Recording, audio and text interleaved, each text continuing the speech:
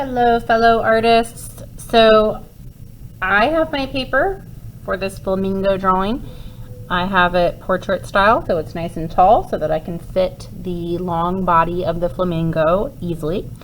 I have made a curved horizon line separating the background from the foreground area, or the water, because we're showing that the flamingo is drinking out of the water.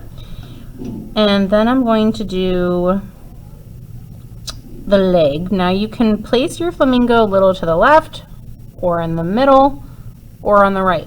I'm going to place mine a little bit on the right for this one, and put a long vertical line and another long vertical line. But notice how close that is to the other one, because their legs are really thin. So I'm making two lines that are vertical and parallel to each other so that I can color it in later.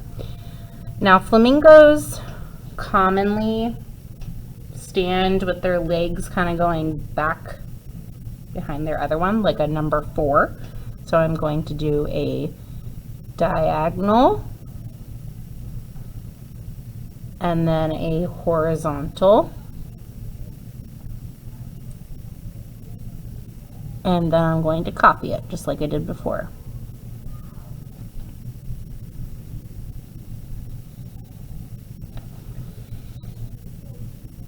I also noticed that in the knee area, the knee was kind of curved and a little large, almost like a circle. So I'm going to make that circle and then connect so that the knee has that big bump.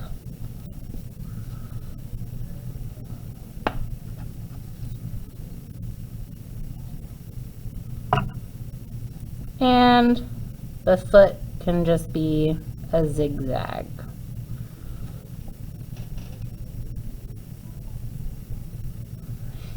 Now I'm going to start with the body, so I'm going to make an oval. The tail feather kind of looks like a sideways W in our reference photo.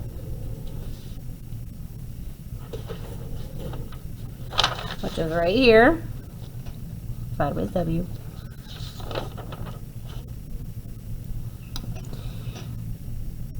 Okay, then I'm going to start the neck. This is kind of the tricky part.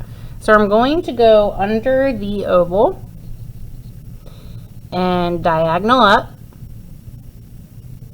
So it kind of becomes one with the oval and diagonals up, little curve here. Then I'm going to go to the top of the oval, diagonal down, and then curve up. So we're starting our neck right there.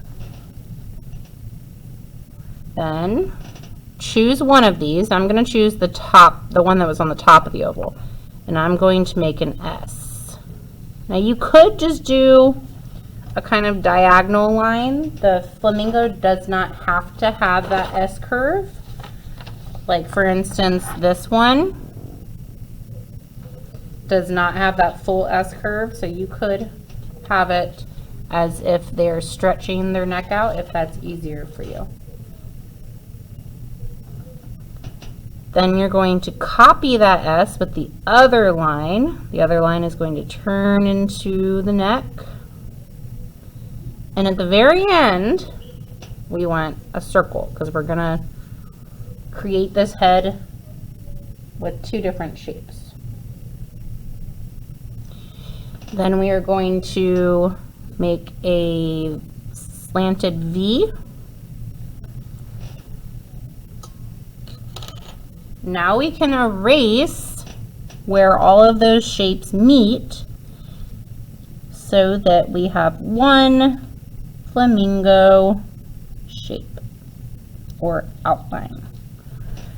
Once you've erased where the shapes connect, you can add that detail back in there.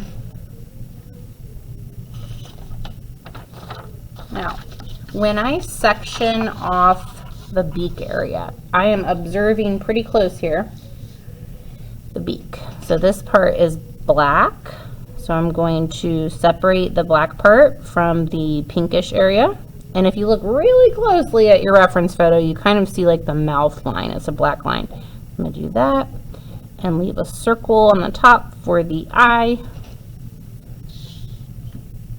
All right.